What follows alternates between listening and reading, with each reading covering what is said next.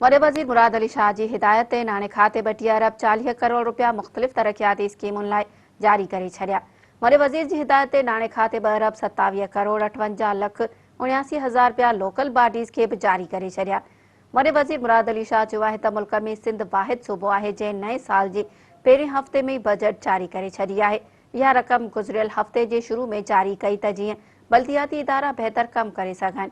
वॾे वज़ीर चयो त सिंध में 7 डिस्ट्रिक्ट म्यूनिसिपल कॉर्पोरेशन आहिनि, 24 डिस्ट्रिक्ट काउंसिल्स ऐं 3 म्यूनिसिपल कॉर्पोरेशन्स आहिनि।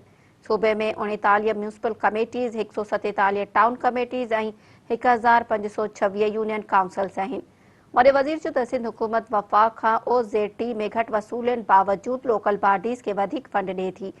वॾे वज़ीर चयो त साल 2020-21 में सिंध हुकूमत बल्दियाती इदारनि खे 78 बिलियन रुपया ॾिना हुया।